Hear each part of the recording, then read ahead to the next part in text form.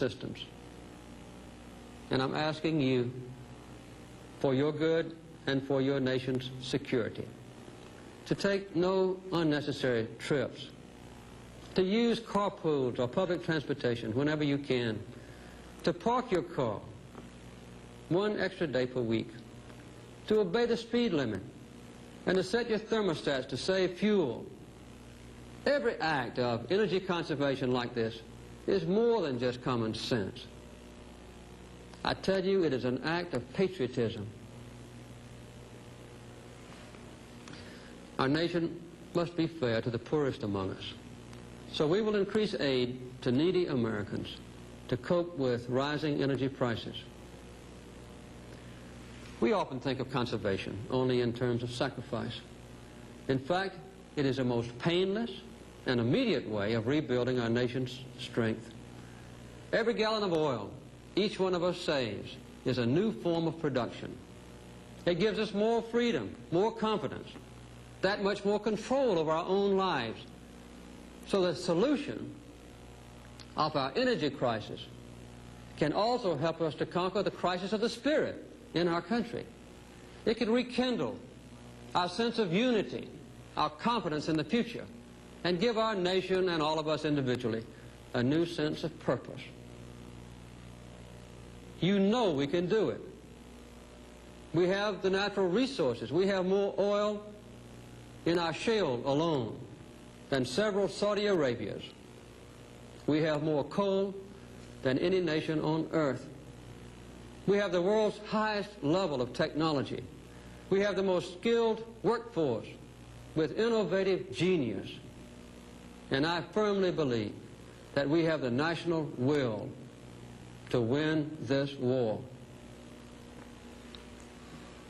I do not promise you that this struggle for freedom will be easy. I do not promise a quick way out of our nation's problems, when the truth is that the only way out is an all-out effort. What I do promise you is that I will lead our fight, and I will enforce fairness in our struggle, and I will ensure honesty, and above all, I will act. We can manage the short-term shortages more effectively, and we will, but there are no short-term solutions to our long-range problems. There is simply no way to avoid sacrifice.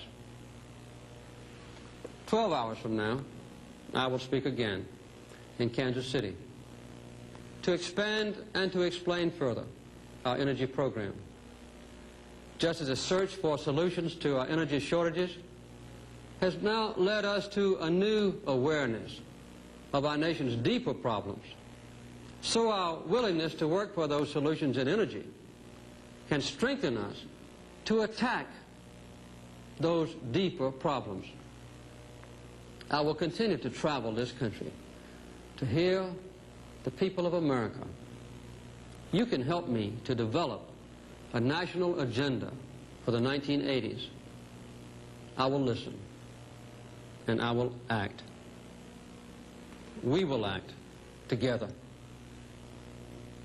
These were the promises I made 3 years ago, and I intend to keep them.